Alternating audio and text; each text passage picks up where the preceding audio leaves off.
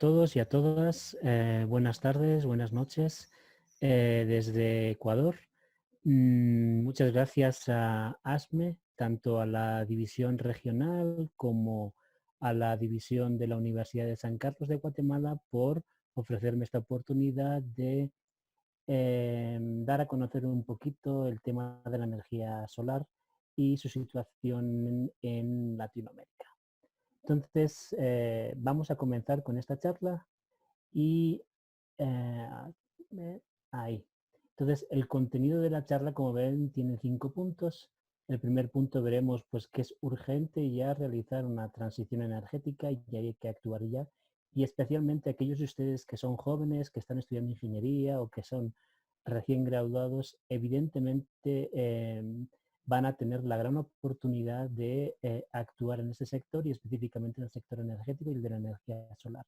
Después veremos un poquito de cómo está el contexto energético en Latinoamérica, después el recurso solar en Latinoamérica, qué tecnologías solares principales tenemos disponibles y por último, ya conociendo todos esos antecedentes, veremos cuáles son las oportunidades que hay en Latinoamérica para estas tecnologías en diferentes sectores, principalmente el comercial, el residencial y el industrial, ¿sí? Y por último ya daremos el paso de las preguntas que seguramente ustedes podrán tener. Entonces vamos a entrar en materia. Aquí pueden ver diversos textos, ¿no?, que nos indican que realmente el cambio climático en el planeta pues es evidente, ¿no? Y es también necesario corregir, ¿no?, o tomar medidas urgentes para corregirlo, ¿no? Entonces pueden ver que incluso nos están diciendo que tan solo, y eso es del 15 de enero de 2018, disponemos de 5 años para evitar que ese cambio climático sea o actúe de una forma dramática sobre nuestro planeta y sobre nuestra civilización, por supuesto. Entonces, es evidente que tenemos que reaccionar de forma urgente. Sabemos que ese cambio climático está principalmente causado por las emisiones de CO2 y esas emisiones de CO2 evidentemente están vinculadas al sector energético, tanto para producción de electricidad como uso de combustibles en transporte, industria y demás. Por tanto, es urgente ese cambio de modelo energético, ¿sí? Entonces, aquí, por ejemplo, podemos evidenciar ese cambio climático con el retroceso del glaciar o del hielo en el volcán Antisana que tenemos en Ecuador. Fíjense que en el año 94, pues el hielo llegaba hasta unos 4.600 y se estima que en el año 2050 ese hielo ya va a estar a una altura de 5.300 metros. Entonces, es evidente que eso ya es un indicador de que tenemos que actuar de forma urgente, ¿sí? Luego, por otro lado, en este gráfico pueden comprobar la producción de petróleo de un caso específico de lo que sería Ecuador y la previsión de futuro. Es decir, los puntitos que van en orden ascendente, esos puntitos nos están indicando cómo ha ido evolucionando la producción petrolera en el Ecuador a lo largo de los últimos años.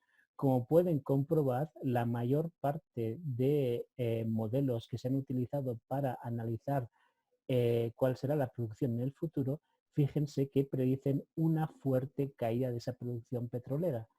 Nosotros ya estamos en el año 2020, estamos ya por acá.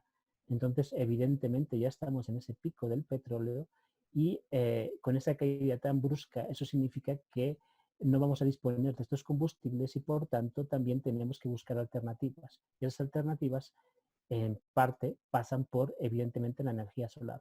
Y del mismo modo que está sucediendo en Ecuador, evidentemente está pasando tanto en otros países petroleros de Latinoamérica del mundo y del mundo. Por tanto, eso significa que tenemos que actuar ya no por temas solo de cambio climático, sino también por un tema de escasez de recursos energéticos fósiles, ¿sí? Entonces, eso significa que evidentemente tenemos que hacer esa transición energética de un mundo fósil a un mundo basado en energías renovables. También es verdad que hay que recalcar que el hecho de basarnos en energías renovables no significa necesariamente que tengamos que tener los mismos niveles de consumo energético. Las renovables serán posibles, o sea, un alto porcentaje de renovables será posible siempre y cuando también nuestros niveles de consumo desciendan de forma importante. Entonces, aquí pueden ver un poquito pues, un gráfico en el cual se describe una situación intermedia pues, causada por este virus que pues, nos está afectando a todos, ¿no? Entonces, fíjense lo que es la parte de la izquierda del gráfico es la situación normal que teníamos hasta hace unos meses. En la situación intermedia tenemos la situación actual en el cual pues, hemos parado un poquito el ritmo y eso ha ocasionado que el medio ambiente pueda respirar un poquito y ya un poco más allá, pues podemos ir un poco más allá, reducir nuestros niveles de consumo y evidentemente potenciar las energías renovables, entre ellas la energía solar, que es la que vamos a ver en el día de hoy. Antes de ver el tema de la energía solar, pues vamos a ver un poquito cómo estamos en Latinoamérica, si tenemos muchas renovables, si tenemos pocas renovables y cómo también está específicamente la energía solar en Latinoamérica. Entonces, como pueden comprobar en el gráfico, la mayor parte de las fuentes energéticas que usamos en Latinoamérica son fuentes fósiles. Fíjense, a excepción de la hidráulica, ¿no? Fíjense que tenemos petróleo, tenemos gas natural, tenemos carbón en negro, tenemos algo de nuclear, ¿no? Y luego, sobre todo, también tenemos una gran parte de hidroeléctrica que principalmente se utiliza para la generación de electricidad. También fíjense que el consumo ha ido subiendo a lo largo de los últimos años, especialmente debido al gran desarrollo del sector transporte, que ha provocado que el consumo de combustibles fósiles, gasolinas y diéseles, eh, suba de forma importante. ¿Sí? Las renovables, como ven, otras renovables aparecen aquí, aparecen aquí en la parte superior en color verde y como pueden comprobar su aportación a el mercado energético o a nuestro consumo energético realmente es mínima. Aquí lo ven también con respecto al consumo eléctrico. Fíjense que prácticamente la mitad de nuestro consumo eléctrico es producido por hidroelectricidad, o sea, por centrales hidroeléctricas, y luego otra buena parte es producido por centrales termoeléctricas que, como ustedes saben, están basadas o en gas o en otros combustibles fósiles como el fuel oil, carbón y demás. Y fíjense que es casi el 40%. Y luego, por último, si vamos a buscar la solar, fíjense que la solar no llega a un 1% de participación en el mercado eléctrico en toda Latinoamérica. Es cierto que estos seguramente son años del 2017 obtenidos del sistema de OLADE, de la web de OLADE, que ustedes mismos se pueden registrar y pueden consultar, pero realmente todavía en el tema de energía solar tenemos que mejorar mucho, ¿no? Aquí también ven el mapa de Latinoamérica con diferentes tonos de color dependiendo del país en función de su renovabilidad, es decir, en función de qué cantidad de energías renovables dispone cada uno de los países. Si se fijan, pues hay países como Belice, o sea, Paraguay, Uruguay, ¿no? Que tienen elevados porcentajes de renovabilidad, ¿no? Y luego también Brasil con un 81%, ¿no? Casi toda esa renovabilidad, evidentemente, del sector eléctrico se debe, como ven en el gráfico de la izquierda, ¿no? A el sector hidráulico, al sector hidroeléctrico. Casi toda esa energía renovable se produce por ese sector. Y después hay un pequeño porcentaje que se produce con geotermia y otro con eólica. Y como ven, la solar tan solo aporta en el tema eléctrico, ¿no? En el sector eléctrico, un 1%. Entonces, uno se pregunta si realmente es que Latinoamérica no dispone de sol. ¿Es una tecnología realmente cara la tecnología solar para impedir su desarrollo en Latinoamérica? ¿Cuáles son las razones que impiden o que han estado impidiendo hasta ahora el desarrollo de este sector? Aquí también pueden ver un gráfico muy interesante obtenido también de la web de OLADE, en el cual ya no solo vemos cuáles son las principales fuentes de energía, sino que también estamos viendo a qué destinamos esa energía. Entonces, aquí en la parte superior podemos ver diferentes fuentes de energía o combustibles, ¿no? Y en la parte inferior podemos ver los diferentes sectores a los cuales destinamos esa energía. Por ejemplo, el gas natural, ven que en la mayor parte se dedica a el gas natural, perdón, al sector industrial, y después también una parte para un consumo no energético que básicamente será la fabricación de productos de síntesis en la industria química. También podemos ver que, por ejemplo, las gasolinas se dedican mayormente a el sector transporte, es decir, a los vehículos, especialmente los vehículos livianos. Después tenemos el diésel, que es este de color verde, y también podemos comprobar que la mayor parte de ese diésel también se dedica al sector transporte, especialmente en vehículos medianos y vehículos pesados, ¿no? Y ya también, bueno, pues entonces, ¿qué es lo que estamos viendo en este gráfico principalmente? Pues que la mayor parte de nuestra energía procede de combustibles fósiles y especialmente el transporte pues tiene un alto consumo de gasolinas y querosenos y diésel, y luego en el sector industrial también consumimos pues, sobre todo gas natural y, como ven, electricidad. Esta línea azul, este sector azul que está dibujado aquí, representa la electricidad. Esa electricidad, fíjense que se divide en tres grandes bloques. Uno se va al sector industrial, otro se va al sector residencial y otro se va al sector comercial. Entonces, teniendo eso en mente, nosotros más o menos ya podemos determinar qué tecnologías solares vamos a poder utilizar en cada uno de esos sectores. También pueden comprobar que, evidentemente, en este gráfico la energía solar también casi no se aprecia, es inexistente. Por lo tanto, tenemos que realizar un gran esfuerzo en promocionar esta tecnología. Veamos qué sucede con la energía solar. ¿Qué recurso solar tenemos acá? Pues ahí ven. Desde luego, no, la excusa de no tener energía solar no es cierta para no promover esa tecnología. Fíjense que tenemos valores pues, muy elevados, especialmente en el sur de Perú, norte de Chile, este de Bolivia, ¿no? Pero el resto de Latinoamérica, Brasil, México también tiene valores muy elevados, ¿no? Guatemala, por supuesto, Belice, Honduras, pues tienen valores del orden de 5,4, 5,5, 6 kilovatios hora por metro cuadrado y día, o del orden de ya cerca, pues entre 1.800 y 2.000 kilovatios hora metro cuadrado y año. Son valores muy elevados, incluso mucho más elevados en los que pueden tener en Alemania, ¿no? Que ven que, fíjense que está alrededor de 3 o 3,4, ¿no? Y saben ustedes que en Alemania el sector solar está muy desarrollado. Entonces, con esa radiación solar, eso da a entender que el potencial energético de esta tecnología es muy elevado y realmente tenemos que hacerlo ya.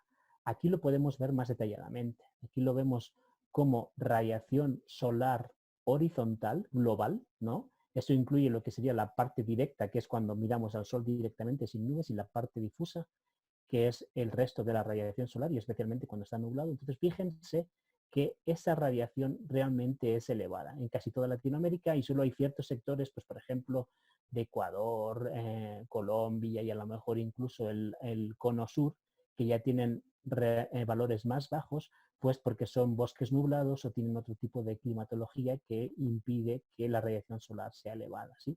Pero en líneas generales el valor medio de radiación solar en Latinoamérica, como pueden comprobar, es muy, muy alto. Después, en la parte de la derecha pueden ver un mapa que es similar al anterior, pero en este caso solo contemplamos lo que se llama radiación normal directa. Esa es la radiación que obtenemos cuando seguimos de forma permanente al Sol con un dispositivo de seguimiento o como si fuéramos un girasol. Entonces, veremos que ese parámetro también es muy importante para el desarrollo de tecnologías de concentración que mostraremos más adelante. Entonces, cuando más o menos tenemos valores de más del orden de 5 o mayores, significa que en esas zonas geográficas podemos desarrollar o podemos implementar proyectos de tecnologías de concentración solar. Entonces, fíjense que también el potencial de las tecnologías de concentración solar en Latinoamérica también es muy elevado. y por tanto uno se sigue preguntando cuál es la razón que impide el desarrollo de esta tecnología en Latinoamérica. Veamos ahora cuáles son las principales tecnologías que disponemos. Entonces, principalmente tenemos, como saben ustedes, dos tecnologías. Unas que nos permiten generar calor o energía térmica y otras que nos permiten generar lo que es electricidad. Entonces, como energía térmica tenemos dos tipos. Por un lado tenemos las convencionales, que son captadores de placa plana o captadores de tubo de vacío, y luego eso está en la parte de la derecha, ¿no? Y en la parte en su izquierda pueden comprobar que disponemos de otras tecnologías que se llaman tecnologías de concentración solar. En ese caso podemos tener paneles parabólicos, sistemas de torre, sistemas con Fresnel, ¿no? Que se llama Fresnel, que tienen unos espejos que reflejan la radiación solar hacia un reflector situado en su parte superior, y después también podemos tener discos parabólicos. Estos sistemas, como pueden ver, son sistemas que se llaman de concentración y obviamente para que funcionen correctamente precisan de seguir de forma permanente la posición solar. Entonces, únicamente funcionan bien cuando los niveles de radiación solar directa, la DNI, ¿no? La radiación directa normal, son elevados, ¿sí? Luego, evidentemente, disponemos de la tecnología fotovoltaica. En este caso, esta tecnología nos permite generar electricidad y del mismo modo que la tecnología solar térmica, tenemos dos tipos. Sistemas con concentración, que serían los de la parte de la izquierda, y sistemas sin concentración, sistemas convencionales. Los sistemas convencionales ya llegan a tener rendimientos, hay paneles de fabricantes como SunPower que tienen rendimientos ya del 24%, o sea que ya es muy elevado, o sea, han llegado a rendimientos muy altos. Cuando usamos la concentración solar, podemos llegar incluso a rendimientos del 35, 40%, porque lo que estamos haciendo es aumentar la radiación solar en un pequeño espacio, ¿sí? Entonces, en este caso, lo que estamos haciendo es generar electricidad, ¿ok? ¿Qué sucede? Pues que del mismo modo que en la térmica de concentración, la fotovoltaica de concentración también requiere dispositivos de seguimiento para funcionar adecuadamente. Todas estas tecnologías, también hay una que se llama los sistemas PVT en inglés, que son sistemas híbridos. En este caso, este panel, como pueden comprobar, lo que puede generar es, tiene un panel fotovoltaico en la cubierta y luego además también tiene una rejilla en su interior por la cual circula agua y también es capaz de preparar agua caliente. Sería un híbrido entre el fotovoltaico y el térmico que tenemos en la parte superior. Es una tecnología que en mi opinión puede funcionar muy bien en Latinoamérica, es una tecnología sencilla y tampoco es una tecnología muy cara, y en el mismo espacio estamos combinando dos tipos de colectores. Todas estas tecnologías solares sirven básicamente para dos objetivos. Uno, generar electricidad, y otro, generar calor o incluso frío. Entonces, los paneles solares térmicos de baja temperatura, los planos y los de tubo de vacío, pues básicamente se utilizan para generar calor. Después, los fotovoltaicos, obviamente, para generar electricidad, y luego los híbridos, por supuesto, te generan tanto calor como electricidad. En el caso de los sistemas solares de concentración, suelen ser instalaciones grandes que tienen dos aplicaciones o dos usos principales. Por un lado, usos industriales, calor de proceso industrial, y por otro lado, también se pueden utilizar para lo que es la generación eléctrica, como si fuera una central termoeléctrica convencional, lo único que en lugar de utilizar carbón o gas natural, utilizamos la energía solar como fuente primaria. Además, también la energía solar fotovoltaica de concentración genera electricidad. Y luego, por último, un tema interesante es que las tecnologías solares se pueden combinar con sistemas termodinámicos que se llaman, como ustedes saben, bombas de calor o enfriadoras, ¿no? Para producir lo que es frío o calor adicional. Estas bombas de calor pueden estar basadas en ciclos de compresión mecánica de vapor que consumen electricidad, y después esa electricidad es parte de esa electricidad, ¿no? Tomando calor del ambiente, pues es convertida en calor o en frío, o también pueden usar calor directamente de los paneles solares térmicos o de los sistemas de concentración para generar ese frío. En ese caso utilizaríamos lo que se llaman enfriadoras de absorción. Entonces, como pueden ver, las tecnologías solares son muy amplias, tenemos un montón de tecnologías diferentes que básicamente nos permiten generar calor, frío y electricidad. ¿Y cómo está la solar en Latinoamérica? Pues como pueden comprobar, fíjense que en el caso de la solar térmica, la verdad es que solo Brasil y México son los países que más despuntan, ¿no? Y en los demás no es que no haya sistemas solares, hay pocos y además esa información no está disponible. Fíjense que todavía estamos muy lejos de la cantidad de kilovatios térmicos por 1000 habitantes que tienen otros países como China, Australia, Estados Unidos o incluso en algunos países europeos como Alemania o España. Por tanto, en ese sentido nos queda mucho por recorrer. Aquí lo pueden comprobar. Fíjense que la mayor parte de los paneles solares térmicos están instalados en China, después un porcentaje también destacable está en Europa, y por último, del 18% restante, fíjense que solo Latinoamérica contribuye con un 3%. Realmente el potencial en ese sentido es muy alto en Latinoamérica. Y fíjense, aquí en términos de energía, pues tienen China, ¿no? Y luego tienen, aquí tienen lo que sería a nivel mundial. La mayor parte son sistemas domésticos para usos familiares, o sea, en viviendas, ¿no? Y después también tenemos una buena parte de sistemas solares térmicos colectivos, ¿no? O grandes, ¿no? Que pueden ser industriales o pueden ser residenciales. Esa mayor parte, como pueden comprobar, está instalado en China. Y después también tenemos colectores solares para piscinas y después sistemas que combinan tanto, sirven tanto para calefacción como para preparación de agua caliente sanitaria.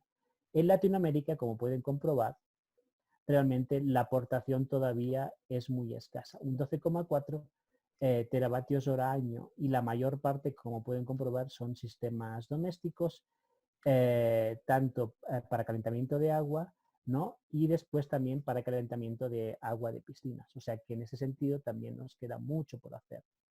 ¿Qué sucede con la solar termoeléctrica? Esta es una tecnología que utiliza los sistemas de concentración para generar electricidad. Fíjense también que en el caso de Latinoamérica, pues está bastante por debajo de su potencial. Hay países como Estados Unidos y España donde la tecnología es pionera, y fíjense que ahora incluso en China pues está comenzando a despuntar.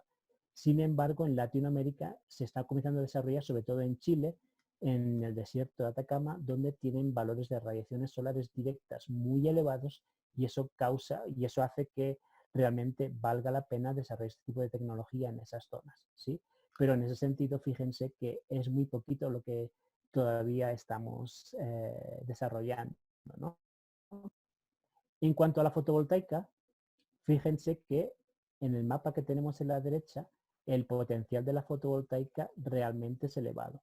Esta escala inferior nos está indicando cuál es la cantidad de energía que vamos a generar por cada kilovatio de potencia eléctrica instalada. Entonces, fíjense que es muy interesante el potencial que tenemos en Centroamérica, y luego en la mayor parte de Sudamérica también es muy elevado ese potencial. Por tanto, aquí estamos esperando para también impulsar la energía solar fotovoltaica. Hay varias barreras, ¿no? Las podremos comentar incluso en las preguntas, pero muchas de esas barreras están relacionadas con el tema de subsidios. Luego también está relacionado con el tema de pues, el no conocer que existe la posibilidad de poner fotovoltaica en casa, que puede estar conectada a la red eléctrica, ¿sí? No necesitamos ningún tipo de batería. Y por último, evidentemente, una barrera importante es la falta de voluntad política de muchos de los países de Latinoamérica en aprobar regulaciones. Veremos que en los últimos años se han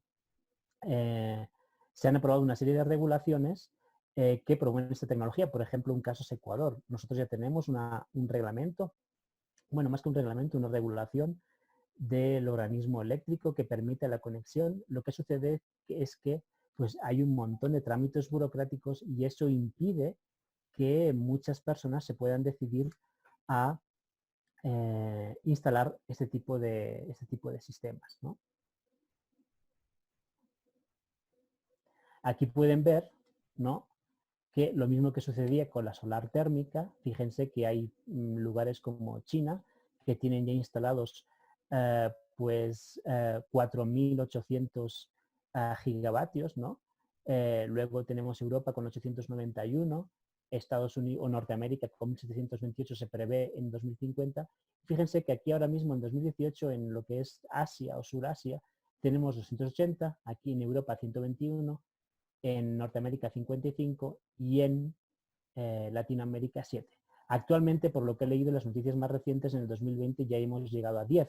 Entonces, significa que si ya en solo 3 años hemos llegado a 10, pues eso significa que se le está dando un impulso realmente a esta tecnología y yo espero que en breve, ¿no?, pues ese impulso sea de una forma mucho más decidida y realmente alcancemos unos objetivos que estén por encima de esto que se ha planteado en este mapa. Lo que está claro es que todavía estamos a un nivel bastante bajo respecto a los otros países del mundo, pero eso no significa que no lo podamos hacer. Claro que tenemos las capacidades para hacerlo y entonces, por supuesto, eso significa que ese sector está en pujanza, ese sector se está desarrollando y, por tanto, es un sector en el cual uno puede apostar porque posiblemente pueda encontrar ofertas de empleo a muchos niveles para desarrollar su carrera profesional, ¿sí? ¿Y qué oportunidades tenemos con la energía solar en Latinoamérica? Pues veamos qué podemos hacer en el sector residencial. Aquí pueden ver un tema importante. Eso es en el esquema de una vivienda.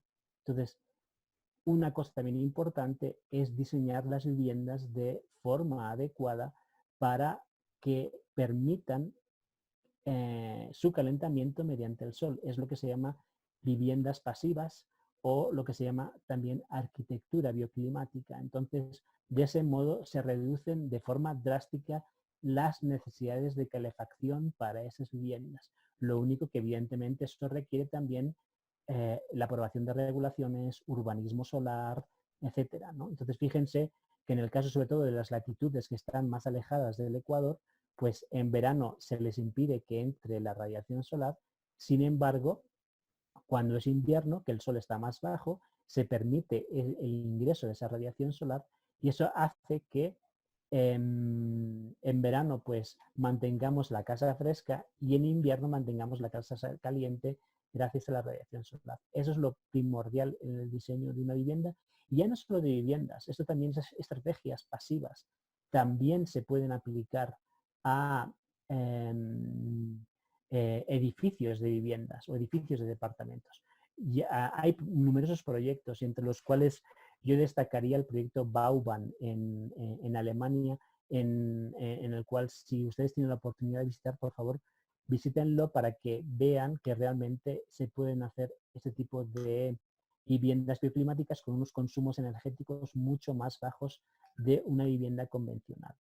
Evidentemente eso requiere que se aprueben regulaciones que promuevan ese tipo de construcciones. Si no, veo complicado que realmente por voluntad propia mucha gente pueda realizar ese tipo de construcciones. Y por último, evidentemente en la vivienda también podemos colocar sistemas solares activos para el agua caliente básicamente y incluso sistemas fotovoltaicos para la generación de electricidad. Y por último, recuerden que teníamos una tecnología que era la tecnología PVT, que era híbrida y nos generaba calor y electricidad simultáneamente. Entonces, aquí también podríamos tener unos paneles híbridos que justamente nos generan el calor para la ducha y para el baño y demás. Y también nos podrían generar parte de la electricidad o buena parte de la electricidad que va a consumir nuestra vivienda, ¿sí? También, aparte de este tipo de instalaciones, a nivel individual o a nivel colectivo de un departamento, de un edificio de viviendas, también, por ejemplo, se pueden instalar sistemas fotovoltaicos de forma en cada una de las viviendas, pero luego también sistemas fotovoltaicos comunitarios. Y de esa forma, pues a lo mejor uno hace una pequeña inversión, ¿no? Y tenemos un parque fotovoltaico o una instalación fotovoltaica en el parque o cerca de la casa que es comunitaria, ¿no? Y eso también puede ayudar evidentemente a promover la fotovoltaica en el sector residencial. Luego, en el sector comercial, como hemos visto en el diagrama anterior, ¿no?, de consumos y fuentes energéticas, principalmente el sector comercial consume electricidad. Entonces, lo más razonable en el sector comercial, dado que consume mucha electricidad y por otro lado también dispone de edificios con una gran superficie disponible, pues evidentemente aquí lo que hay que hacer es instalar sistemas fotovoltaicos que ya tienen rendimientos altos, ¿no? O relativamente altos, y ya hemos visto que el potencial en Latinoamérica es muy alto. Entonces, en el caso de edificios comerciales, pues hay que animar a instalar sistemas fotovoltaicos. Y siempre es mejor. Saben ustedes que hay granjas solares o parques solares que están a las afueras de las ciudades, en puntos, a lo mejor en lo que es en zonas rurales, ¿no? Esos campos solares pueden ser de 200 megavatios, 500 megavatios, pueden ser una solución, pero en mi opinión, la mejor solución, sobre todo para la fotovoltaica, es aprovechar las superficies de los tejados de los edificios para su instalación. De esa forma, las pérdidas en el transporte de la electricidad a través de la red eléctrica son mucho más bajas porque justamente esta electricidad que se está produciendo aquí en este momento, esa electricidad es consumida por el edificio. Y en muchas ocasiones hay un pico al mediodía que justamente es aportado por esta instalación fotovoltaica. Entonces, hay varias modalidades de instalaciones fotovoltaicas conectadas a red. La más interesante es en balance neto, que significa que yo puedo producir más electricidad de la que necesito, por ejemplo, en un fin de semana que este edificio esté cerrado, pero después esa electricidad la advierto a la red, utilizo la red como si fuera en cierto modo una batería y después puedo suceder que yo consuma más energía de la que está produciendo la instalación fotovoltaica unos días después y en ese caso yo tomo esa energía de vuelta. Entonces, de ese modo, este tipo de instalaciones comerciales pueden ser, ya les digo, conseguir unas eficiencias muy elevadas, ¿no? Y ya por último, pues en el sector industrial tenemos dos temas. Fíjense que en el sector industrial ya no solo es electricidad, sino que también, como pueden ver en este caso para México, buena parte de la energía que se consume en el sector industrial procede de energía térmica. Por tanto, no solo tenemos que a lo mejor poner paneles fotovoltaicos para el consumo eléctrico, sino que también es importante utilizar tecnologías térmicas para la generación de calor de proceso, ¿sí? Esas tecnologías térmicas evidentemente va a depender de la temperatura a la cual necesitemos ese calor. Entonces fíjense que en la industria, ¿no? El 31% del consumo total de México es industrial y de ese 31%, el 33%, o sea, la tercera parte es electricidad y el 67% es calor. De ese calor que necesitamos, también fíjense que la mayor, la mayor parte se necesita a temperatura baja y luego, a ver, no lo veo aquí, la otra a temperatura media y por último podemos necesitar un poco, bueno, la mitad más o menos a temperaturas de más de 400 grados. Una temperatura de 400 grados parece ser que puede ser una temperatura muy elevada, pero realmente es alcanzable por tecnologías solares de concentración, ¿sí? Entonces, aquí ven los sectores principales donde industriales, ¿no? Donde la tecnología solar puede aportar. Entonces, fíjense que en países como, por ejemplo, Ecuador, cuyo sector agroalimentario es muy importante, la mayor parte de la energía se consume a baja temperatura. Por tanto, ya sabemos qué tecnología tenemos que usar, ¿no? Entonces, eso es muy importante, ¿no? Hay otros sectores a lo mejor que precisan de temperaturas más elevadas, como por ejemplo el sector químico o podría ser también el sector de la minería, ¿no? Pero lo que, insisto, lo que estamos viendo es que realmente el potencial solar para el sector industrial es importante. Y aquí ven pues, las tecnologías, las diferentes tecnologías que tenemos que utilizar para cada uno de esos sectores en función de la temperatura de uso. Si tenemos temperaturas bajas, pues vemos que los captadores planos o de tubos evacuados son los más interesantes. Si ya tenemos temperaturas medias, pues podemos utilizar la tecnología Fresnel o la tecnología parabólica. Y si ya tenemos temperaturas muy altas, pues podemos seguir utilizando la tecnología Fresnel, pero en este caso ya con el receptor evacuado y la tecnología cilindro parabólica y el plato parabólico, ¿no? Por tanto, también vemos que disponemos de tecnologías para el sector industrial. Aquí ven que en la mayor parte, en el caso de México, ¿no? Pues la mayor parte de colectores solares que se han instalado son planos, porque se han instalado la industria agroalimentaria donde las temperaturas son relativamente bajas, y después también con colectores sin cubierta típicos, por ejemplo, que se utilizan para las piscinas. Y luego ya, como en algunos casos que necesitamos temperaturas un poco más elevadas, pues ya ponemos colectores cilindro parabólicos, ¿no? Entonces, están viendo que es posible. México ya tiene muchas instalaciones de este tipo ya instaladas, por tanto, esos mismos casos se pueden replicar en otros países que tengan valores de radiación solar interesantes, que hemos visto que son prácticamente la mayoría de Latinoamérica, ¿no? Aquí ven, ¿no? Y ya para acabar, que realmente ya en los últimos años pues ya hay noticias esperanzadoras que nos informan de que el sector tiene unas perspectivas muy interesantes. O sea, ya hay inversionistas, incluso extranjeros, que están comenzando a invertir en Latinoamérica en el sector solar, especialmente en el sector fotovoltaico. Aún así, no hay que olvidar que el sector solar térmico también es una tecnología interesante para desarrollar. Fíjense que en el caso de Colombia, por ejemplo, recientemente pues ya están hablando de aprobar nuevas regulaciones, ¿no? Y condiciones para la generación distribuida. Eso también tiene que ver sobre todo con la fotovoltaica, ¿no? También en Costa Rica, por ejemplo, lo mismo, ¿no? Esto es del 3 de diciembre del 2019. Entonces, ahí ya vemos que se está moviendo y, por tanto, eso ya va a dar pie al desarrollo de este sector. Y también, por ejemplo, en Chile, por ejemplo, están comentando ya de fomentar 7 gigavatios de energías renovables, en los cuales, pues, evidentemente, ahí la fotovoltaica tendrá mucho que decir.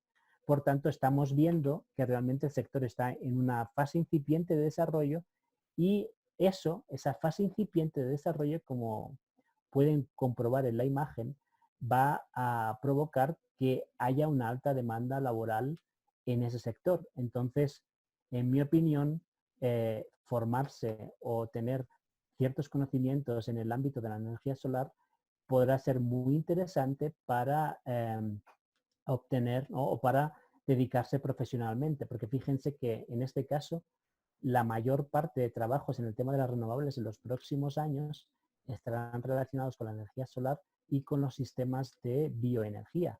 Por tanto, yo les animo a que realmente exploren estas posibles carreras profesionales y ya verán cómo realmente yo estoy seguro que eso va a hacer, esta situación, ¿no? Va a hacer que ustedes puedan encontrar carreras profesionales interesantes en este sector. Con eso acabo la charla, ¿no? Entonces, hemos visto que la tecnología solar está muy poco desarrollada en Latinoamérica, ¿no? También hemos visto que el recurso solar es muy abundante, o sea, el potencial es muy elevado, y también hemos visto que ese potencial es a todos niveles. Es tanto a nivel industrial, como a nivel comercial, como a nivel residencial. Hemos visto diversas tecnologías y esas tecnologías, pues, hay térmicas y fotovoltaicas, y tanto térmicas como fotovoltaicas pueden ser de concentración o sin concentración. Entonces, todas esas tecnologías básicamente hemos podido ver que se aplican principalmente para la generación de calor y frío y para la generación de electricidad. Entonces, con eso acabo la charla. Si tienen alguna cuestión o alguna pregunta, estaré encantado de responderla. Muchas gracias, Jesús. Como lo dije al inicio de la presentación, quien quiera hacer la pregunta puede levantar la mano con la opción del programa de Zoom, y de caso no encontrarlo, pueden solicitar su permiso de realizar la pregunta mediante el chat para que se le dé oportunidad de desactivar su micrófono y pueda formular su pregunta. Entonces, si tuvieran alguna, ahorita es el momento. Veo que Luis está... Herrera tiene una pregunta. Ok. Si pudieras activar tu micrófono. Buenas tardes o buenas noches, ingeniero. Buenas Fíjese, noches. Inge, que yo con una molestia o un par de preguntas, pero tal vez ya directamente al almacenamiento de las energías solares en baterías. En el caso de esto, yo había estado investigando un poco y dice que al momento de colocar baterías en serie es ideal, ¿cómo decirlo? Es ideal colocar baterías en serie porque en paralelo van a sufrir descompensaciones, pero sin embargo yo tenía la duda en el caso que yo quisiera más amperios hora y necesito trabajar en un sistema en paralelo. ¿Qué se recomienda para que no sea inestable nuestro sistema? Pero no sé si me podría ayudar con eso. Sí, mira, yo me imagino que estás hablando de instalaciones solares fotovoltaicas autónomas, ¿sí? Sí, exacto. Aquellas que se instalan en lugares donde la red eléctrica no llega, no alcanza, ¿no? Entonces, en ese caso, obviamente, necesitamos baterías. Y tú sabes perfectamente que en ese tipo de instalaciones la mayor parte de baterías son baterías de tecnología pues, del siglo XIX, ¿no? Baterías de plomo ácido, ¿ok? Es verdad que se han hecho ciertas mejoras, son baterías estacionarias de plomo ácido específicas para sistemas de energía solar como OPZS, OPZM y demás, pero lo que tú comentas es la tensión a la cual va a tener que trabajar las baterías, ¿no? 12, 24, 48, 96 voltios, va a depender básicamente del tamaño de la instalación. Pequeñas instalaciones habitualmente trabajan a 12 voltios, ¿no? Que es la tensión mínima con la cual se trabaja. Y en esas pequeñas instalaciones habitualmente las baterías son baterías monoblock que te vienen en una pieza, ¿no? Y ya está, ¿no? Entonces puedes colocar una o dos, o también a veces, si la instalación es un poquito más grande y sigues trabajando a 12 voltios, lo que se suelen colocar son, si utilizas, por ejemplo, baterías OPZS o OPZV, son baterías que son elementos de 2 voltios y esos elementos de 2 voltios los conectas en serie hasta conseguir los 12 voltios que necesitas, ¿no? Entonces, siempre se aconseja, por temas de diseño de cableado en energía solar, que la tensión de trabajo sea lo más alta posible, ¿sí? Y eso significa que lo recomendable es conectar siempre baterías en serie, ¿no? ¿Qué sucede? Que el propio regulador del sistema fotovoltaico autónomo es el que justamente se tiene que encargar, cuando tienes baterías en serie, de lo que se llama ecualizar las baterías para igualar la carga de cada una de ellas. Esos procesos de ecualización se suelen realizar pues, en determinados periodos y cuando la radiación solar es alta, ¿no? O sea, no sé, una vez al mes, y de ese modo se van a equilibrar las cargas de las baterías y no va a haber ningún problema. Entonces, ya, insisto, siempre se interesa que las tensiones sean lo más altas posibles por diseño del sistema y para que los cables sean con una sección mucho más pequeña, ¿no?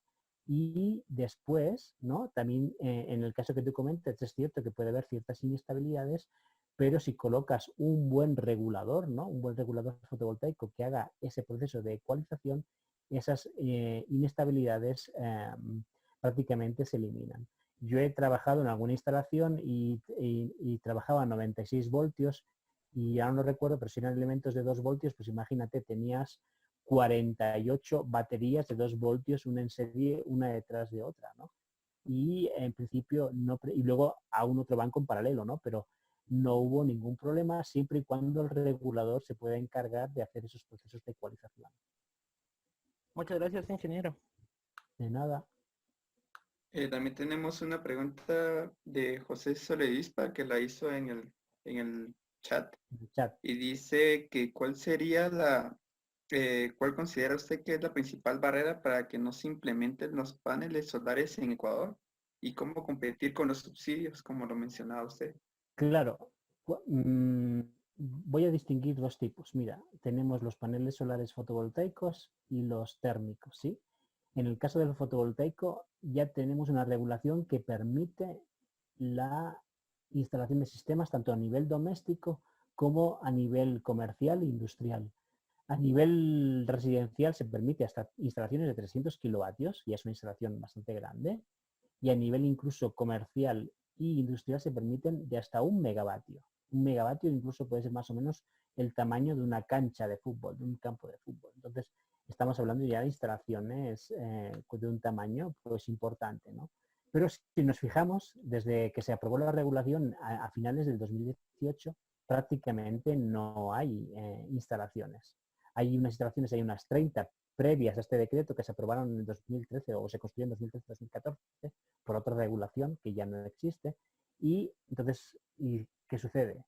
Pues una de las cosas una de las barreras, en primer lugar, es pues el tema burocrático, ¿no? Por parte de las autoridades gubernamentales y por parte de las empresas eléctricas, ¿sí? Que algunas por desconocimiento y otras, bueno, hay que hacer una serie de procesos, ¿no? Burocráticos. Entonces, eso hace que eso es una barrera realmente para el desarrollo de esa tecnología. Y luego, por otro lado, también la electricidad, como tú comentabas bien, acá en Ecuador es relativamente barata. Cuesta unos 10 centavos de dólar, ¿no? Cuando el precio real de esa electricidad, si tuviéramos en cuenta todos los costes, sería aproximadamente de unos 15 centavos. Entonces, eso también provoca que, como es relativamente barata esa electricidad, porque está subsidiada, ¿no?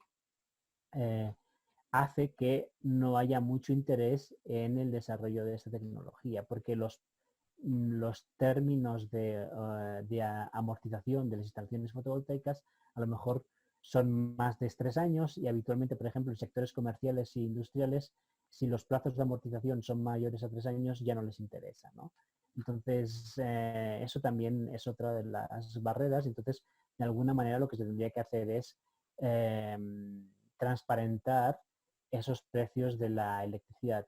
A nivel residencial también creo que pagamos como unos 8 centavos aproximadamente, pero después hay unos escalones que dependen del nivel de consumo y si tenemos consumos relativamente altos, por ejemplo en zonas como Guayaquil, donde hay aire acondicionado, pues el consumo se dispara y ahí, por ejemplo, sí se han puesto algunas instalaciones porque el consumo ha sido relativamente, el consumo eléctrico es relativamente alto por el aire acondicionado y como vamos a los escalones que tienen precios mucho más altos de la electricidad, eso provoca que haya ese interés. Eso en cuanto a la fotovoltaica. Y respecto a la solar térmica, pues un poco pasa lo mismo. A la solar térmica, fíjate que en el mapa que hemos mostrado antes no había datos, ¿no? Para Ecuador, pero sí se ven sistemas solares térmicos instalados. Hay algunas viviendas que tienen ese sistema solar térmico. Lo que sucede es que aquí, en principio, también tenemos la mayor parte de las personas utiliza lo que es el calefón de gas para el calentamiento de agua. Y usted sabe que el cilindro de gas está subsidiado. Entonces, con $1,50 que me vale el subsidio de gas, pues a lo mejor al año me voy a gastar como mucho 12 cilindros de gas, uno al mes. Y eso significa que me voy a gastar pues aproximadamente unos $25 en el gas. Y claro, eso a 10 años son $250, a 20 años son 500. Un sistema solar térmico cuesta un poco más que eso, entonces eso también hace que haya un desinterés por parte de la mayor parte de las personas en instalarse sistemas solares térmicos. Entonces, en ese sentido, de algún modo pienso que también tendría que atacarse ese tema del subsidio, porque en principio ese subsidio de los cilindros de gas solo es para uso de cocina, solo es para cocinar. Lo que sucede es que la mayoría de las personas lo usa para cocinar y también lo usa para la preparación de agua caliente. Si ese subsidio se direccionara de una forma adecuada y el cilindro valiera $20 en lugar de los $1,50, yo estoy seguro que el sector de la solar térmica se le daría un impulso.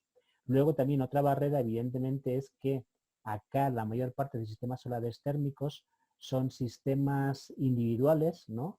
Y no hay, y eso ahí los ingenieros tienen mucho que hacer, no hay la formación adecuada, sobre todo para hacer sistemas ya para un hotel, por ejemplo, de, yo que sé, de 50 metros cuadrados, de 100 metros cuadrados. Los sistemas solares térmicos son más complejos y requieren de una serie de capacitaciones que pues aquí la mayor parte de ingenieros no tienen. Entonces eso también sería una barrera técnica que evita el desarrollo de esa tecnología, especialmente en edificios del sector residencial, hoteles y demás, que en ese caso piensa que ahí no hay subsidio. Entonces ahí a lo mejor yo estoy seguro que los números sí salen. Lo que pasa es que faltan capacidades a los ingenieros, ¿no? en este sector, ¿no? de la solar térmica. Entonces, resumiendo, por un lado, subsidios, por otro a la energía, ¿no? Tanto a la electricidad como al gas, ¿no? Y después, por otro lado, también hay barreras burocráticas y barreras de capacidades técnicas, ¿sí? Gracias por la respuesta, doctor. Aquí tenemos una pregunta del compañero Oscar Coyoy. No sé si podría activar su micrófono. O si no, le damos lectura a su pregunta.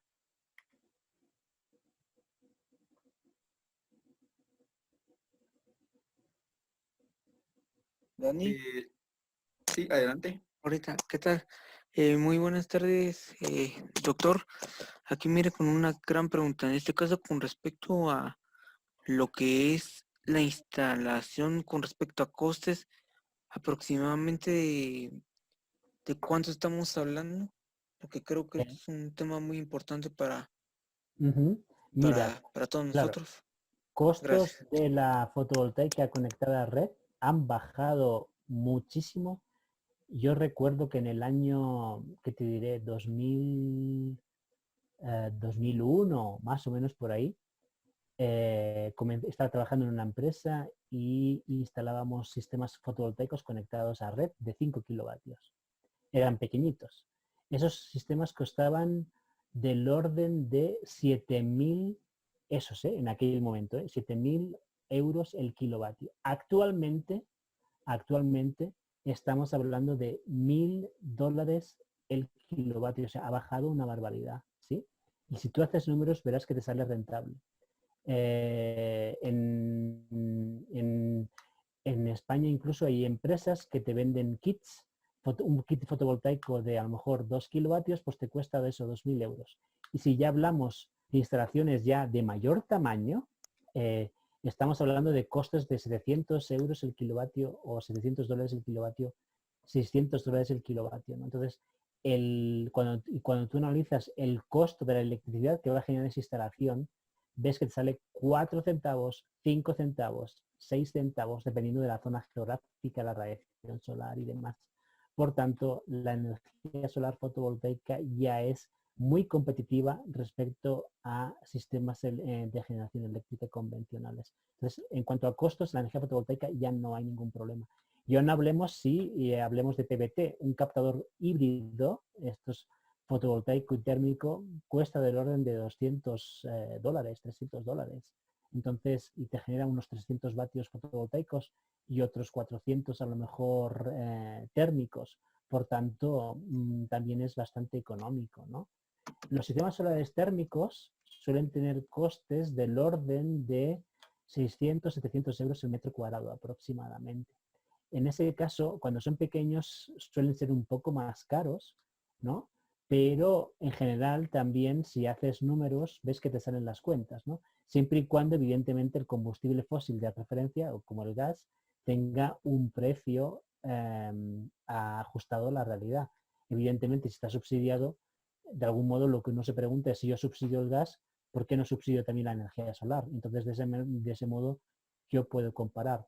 Vamos, que un sistema solar térmico en casa instalado en tu vivienda te puede costar del orden de unos $1.200, más o menos, si es un sistema bueno y bien instalado para una familia de unas 4 personas. Entonces, no son sistemas tan costosos. Piensa que tú estés invirtiendo en una energía o en un sistema que te va a aportar la energía que consumirás en los próximos 15, 20 años. Por tanto, estás pagando de una toda esa energía. Y luego, por último, no olvides que hay otro tipo de, sobre todo que eso se puede plantear en el sector empresarial y comercial, no necesariamente la empresa que quiere la energía solar tiene que pagar por la instalación, sino que yo puedo contratar una empresa de servicios energéticos que ponga esa instalación. Entonces, esa empresa de servicios energéticos me va a vender la energía a mí a un precio más económico que la electricidad convencional o que el combustible fósil convencional. Entonces, de ese modo, yo no voy a hacer la inversión, sino que lo hace una empresa externa y yo únicamente lo que tengo que hacer es un contrato en el cual me comprometo, evidentemente, por un tiempo determinado a pagar por la energía que me está vertiendo esa compañía, ¿no? Entonces, en mi opinión, hay fórmulas que te permiten perfectamente poner ese tipo de instalaciones, y en Latinoamérica hay algún caso, hay algunas instalaciones con ese tipo de empresas, ¿no? En Chile, en México, ¿no? Que justamente ofrecen ese tipo de servicios. Entonces, yo creo que los costos hoy día de la solar son comparables, ¿no? O sea, cuando lo traduces a términos de costo por kilovatio hora producido, a los costos de las energías fósiles. Gracias por la respuesta, doctor. Tenemos una pregunta por parte de Anderson que nos dice, ¿cuál es su opinión acerca de las baterías o pilas de hidrógeno? Bueno, lo que se llama batería o pila de hidrógeno sencillamente es un sistema que lo que hace es, tú le introduces el hidrógeno por un lado, ¿no? Después obtienes oxígeno o lo más habitual es que sea aire, ¿no? Entonces la combinación de hidrógeno con oxígeno, ustedes saben que da lugar a agua, ¿no? Y es una reacción exotérmica, es decir, produce energía. Y lo que hace la pila de hidrógeno es que en lugar de producir energía térmica, lo que va a hacer es, mediante unos procesos electroquímicos, va a producir electricidad, ¿no? Con un rendimiento pues bastante alto, ¿no? Entonces, en mi opinión, puede a lo mejor ser un sistema aceptable en algún tipo de sistema o en algún tipo de aplicación, pero la pregunta que me surge ahí, muy bien, ese hidrógeno que estamos usando en la pila de combustible, ¿de dónde se ha obtenido? Si ese hidrógeno, como su mayor parte lo hemos obtenido del gas natural, evidentemente no me sirve de nada. Es una energía que está proviniendo, ¿no?, de un combustible fósil. Por tanto, no es una aplicación o un sistema que me permita realizar realmente una transición energética. Si ese hidrógeno a lo mejor se ha obtenido con fuentes de energías renovables, podemos plantearnos a lo mejor que pueda ser una aplicación razonable. Lo que sucede también es que no está exento de problemas prácticos. Piensen que las pilas de combustible, ese hidrógeno tiene que ser muy puro, lo mismo pasa con el aire, ¿no?, que se utilizan las pilas de combustible, ¿no? Y entonces, la durabilidad de esas pilas no suele ser muy grande, porque solo que el aire ya esté impuro o haya ciertas impurezas y demás, se deterioran con mucha facilidad. Entonces hay que ir con mucho cuidado, ¿no? Entonces, uno, está el tema de cuál es el origen del hidrógeno. Si es de origen fósil, bueno, pues ya te digo que tengo mis dudas de que eso pueda ser una alternativa viable en el futuro. Y dos, en el caso de, hay una serie de problemas prácticos que es necesario solucionar, ¿no? Las aplicaciones que están intentando o más habituales suelen ser poner ese tipo de sistema en vehículos, ¿no? O sea, yo tengo el hidrógeno genera electricidad con la pila y después genero electricidad. En mi opinión, es mejor un vehículo eléctrico puro. O sea, yo tengo la electricidad almacenada en baterías y ya la utilizo directamente en mover los motores. No es necesario pasar a través de todo ese proceso, que lo único que hace es reducir los rendimientos. Entonces, en cuanto a vehículos de hidrógeno, yo la verdad es que no lo veo. O sea, y en cuanto a vehículos eléctricos, incluso te diría que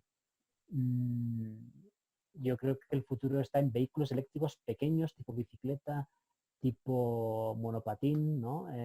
A lo mejor un carro pequeño, una moto eléctrica, o vehículos más grandes, tipo tranvía o tipo trole, etcétera, ¿no? Para mí ese es el futuro del transporte eléctrico. Eso de tener un carro particular eléctrico que te pesa 1500 kilos, para mí es totalmente absurdo y no le auguro un futuro claro. Gracias, doctor. Aquí un comentario de Santiago Campaña. Él mencionaba de que quería añadir que una de las razones por las cuales no se implementan estos sistemas es porque no se le incentiva al sector de la construcción para que los implemente dentro de sus proyectos. Entonces, solo Sí, para añadirlo. Ajá. puede ser. De hecho, por ejemplo, en España hace mucho tiempo, sobre todo en la solar térmica, se aprobó lo que se llama Código Técnico de la Edificación. Entonces, ese código técnico ya obligó, o sea, sí o sí, a poner solar térmica en las viviendas. En cualquier vivienda nueva o que se le haga una reforma constructiva importante, se tiene que poner solar térmica. Entonces, yo me imagino que tendríamos que llegar a una situación similar. Se tiene que aprobar una construcción, ya no solo un incentivo en sí mismo, sino que a mí no me importaría, por ejemplo, como comprador de la vivienda, pagar un poquito más porque tenga un sistema solar térmico. Y si hacemos sistemas solares térmicos colectivos en viviendas, en el momento que se construye esa vivienda o ese edificio, evidentemente sale mucho más económico.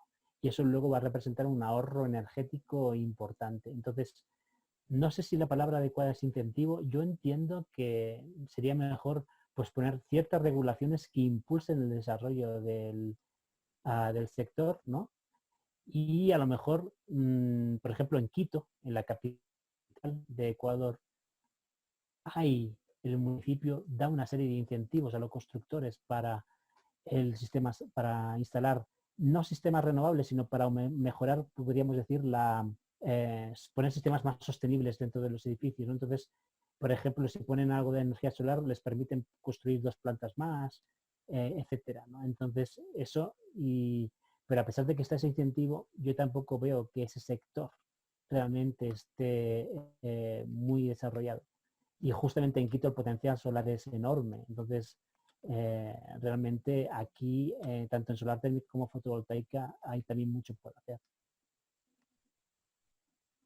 Exacto, exacto. Gracias por la respuesta. Aquí un compañero, Julio Pérez, tiene la pregunta de que en el caso de Guatemala, ¿no existe algún régimen legal que nos brinde información, por ejemplo, de parámetros de uso de los sistemas de energía?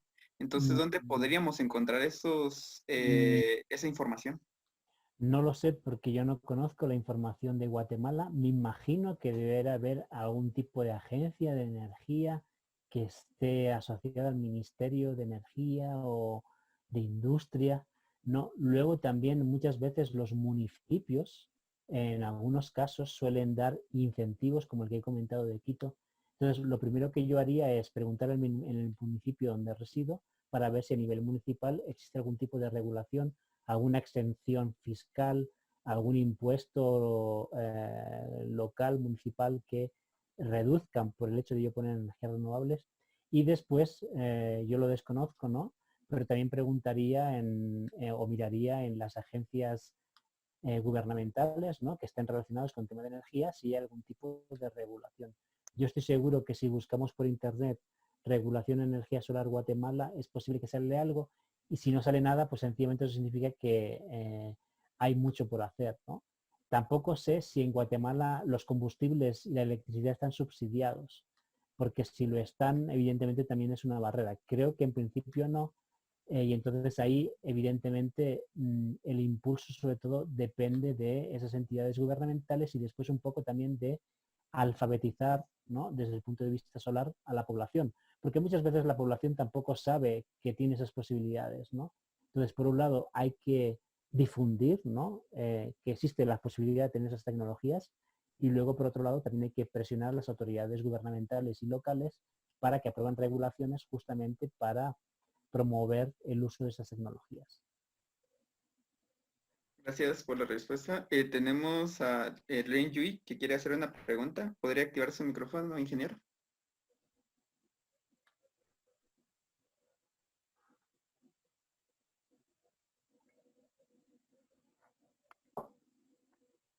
Ingeniero Len, ¿podría activar su micrófono? Hola, ¿cómo les va? Hola, buenas tardes. Mucho gusto.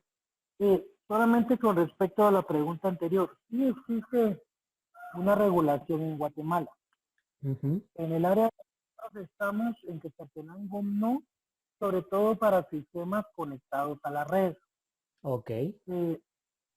Con Energuate, existe el sistema, como bien decía el ingeniero ahí, conectado a la red con un contador bidireccional, el cual se tiene que hacer una instalación que debe de ser aprobada por ellos. Se utiliza con unos inversores pues que tienen que cubrir ciertas normas, y entonces yo produzco una parte de lo que yo inyecto a la red, es descontado de factura. Digo que es debido a que ellos pues cobran un fee, una un rubro económico por inyectarlo a su red, ya que la persona se está ahorrando en el uso de batería, ¿verdad? Ujú. No permite más del 80%. Ok. Donde no existe una, una norma clara es cuando son sistemas híbridos autónomos o cuando estoy haciendo un sistema que no se ha conectado a la red, ¿verdad? Ok. Ahí, ahí sí depende mucho del diseñador y pues con todo el potencial que nosotros tenemos, también nos ha permitido que muchas personas se metan a hacer proyectos cuando no llegan las calidades ni las cualidades para unas instalaciones, pero eso sí es debido a que la falta cuando se montan los sistemas eh, autónomos o desconectados de la red, ahí Ujú. sí no existe eh, una clara ley que regule eso. Ya. Únicamente, Muchas gracias. Muchas gracias, ingeniero Len. También sabemos que usted está muy involucrado en lo que es el área de energía solar, entonces muchas gracias por su aporte. Y ya para terminar, le voy a dar lectura a dos preguntas que siento que tienen con el mismo tema, y es sobre el incentivo, no tanto hacia las personas, sino que al gobierno, para que creen estos planes de implementación de estos sistemas, específicamente en Ecuador. No sé si podría decir cuáles creería usted que son estos incentivos para el gobierno, no tanto para la persona. Yo creo que lo que se tendría que incentivar es, de algún modo, por el kilovatio hora producido, ¿no? Por ejemplo, inicialmente los programas de renovables se incentivaban por potencia instalada, pero eso no era garantía de que mi sistema produjera energía.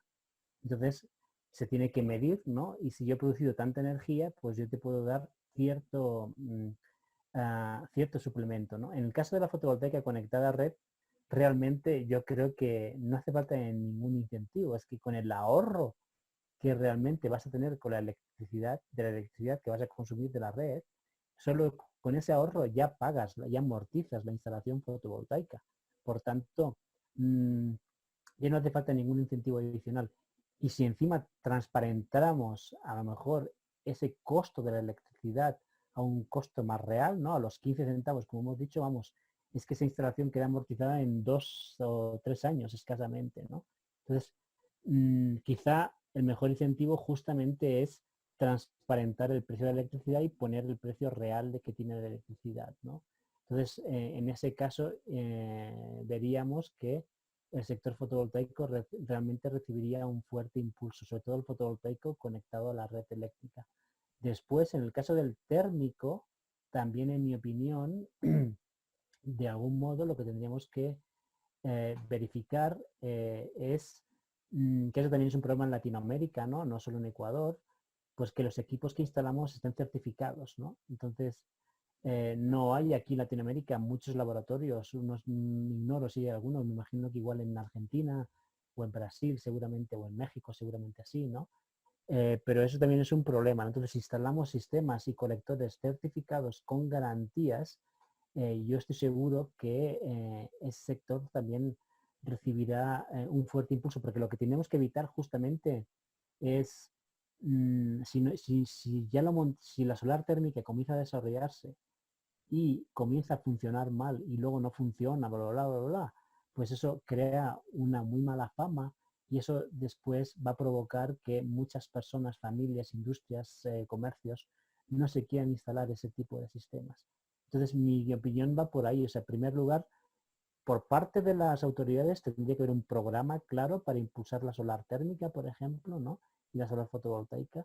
Paralelamente también tiene que haber o se tienen que generar las capacidades técnicas para impulsar la implementación de esos sistemas solares, porque si yo apruebo la norma, ¿no? Para implementar esos sistemas, pero después no tengo las capacidades técnicas para en las empresas instaladoras, ¿no? Y demás para su montaje, pues realmente no vale, o sea, será un fiasco, ¿no?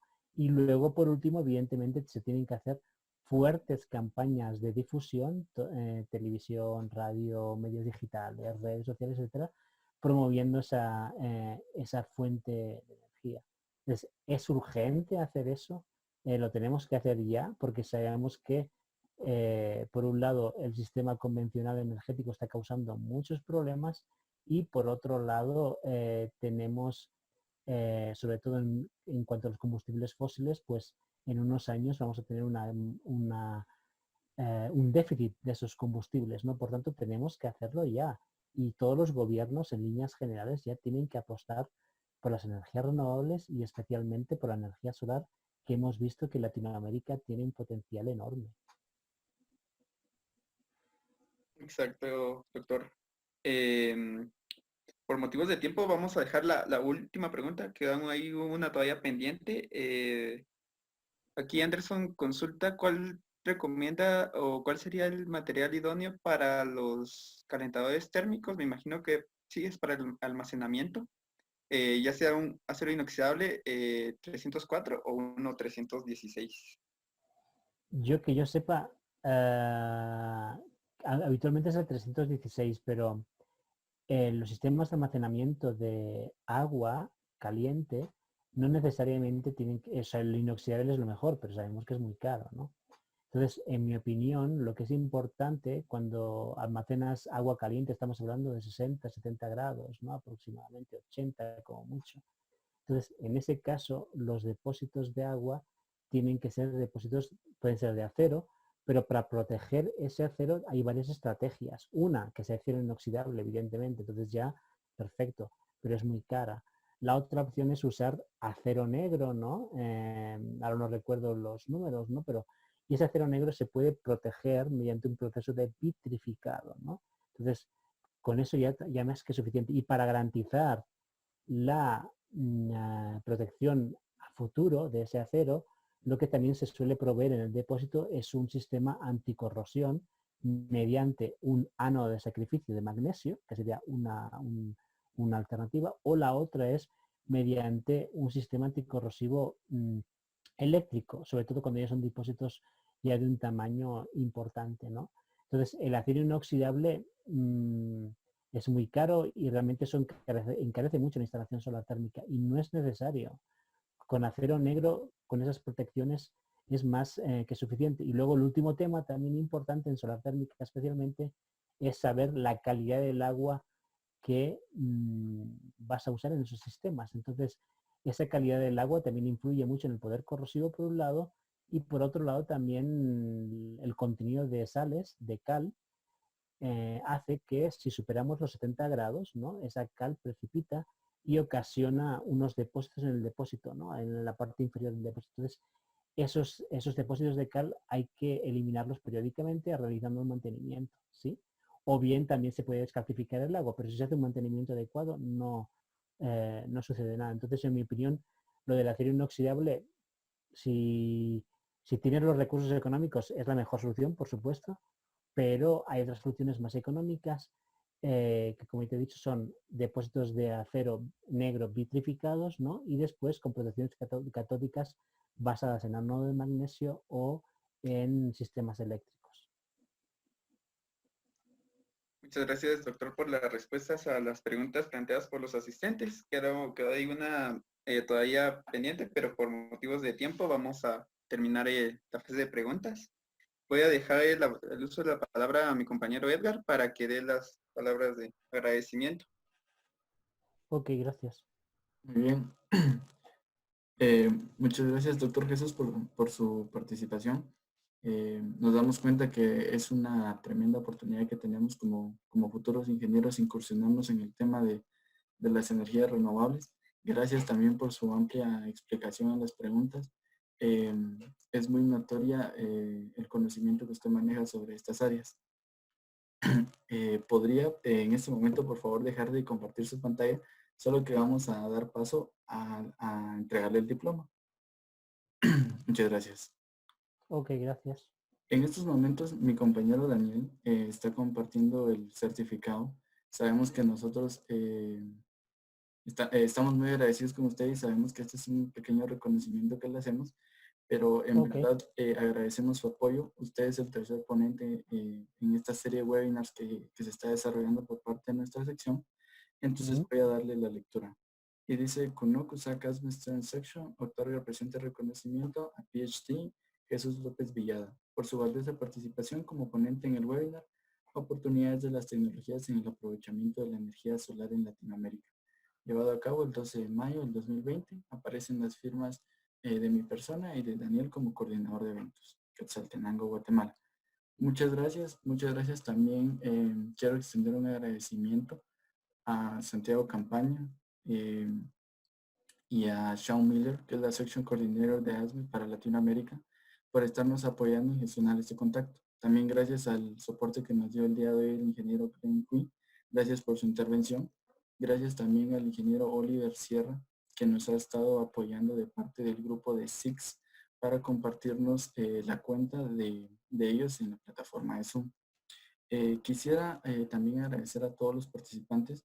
Nosotros hemos estado tratando de hacer charlas muy específicas en temas donde nosotros como estudiantes tenemos la oportunidad de conocer y de motivarnos a investigar, salir un poco del esquema que comúnmente manejamos todos en nuestras clases e incursionarnos en temas un poco específicos e innovadores para darnos esa motivación de seguir continuando el estudio en estos temas. Quiero por último pedirles dos favores. El primero es que en este momento voy a enviar un formulario. Es el formulario de retroalimentación que nosotros estamos manejando en cada webinar. Les pedimos por favor que lo llenen. No les va a tardar más de 3 minutos. Hay comentarios que nos han hecho donde nos han felicitado y otros comentarios muy interesantes donde nos han propuesto actividades incluso para en algún momento cuando regresemos con las medidas preventivas a la universidad. Entonces les pido que todos sus comentarios los dejen en este formulario. Y ahora sí, por último, les pido a todos que por favor puedan activar su cámara. Voy a tomar una fotografía para darle finalización al webinar y también así hacer la respectiva publicación en nuestras redes sociales. Entonces les pido que por favor no sean tímidos. Coloquen su cámara, por favor. Gracias. Inge, buenas tardes. Ingelen. Edgar, Sí, sí. disculpa, no activa la cámara, estoy tratando de darle el video y no me activa. Momento. ¿Estás en tu teléfono? No, estoy en la compu. ¿Me confirmas si te deja ahorita? Ahora sí ya, gracias vos. Ok, muy bien. Si hay otros participantes, por favor. Muy bien, vamos a ver un momento. Ok, muchas gracias. Entonces todos sonrían, por favor. Una vez más. Gracias.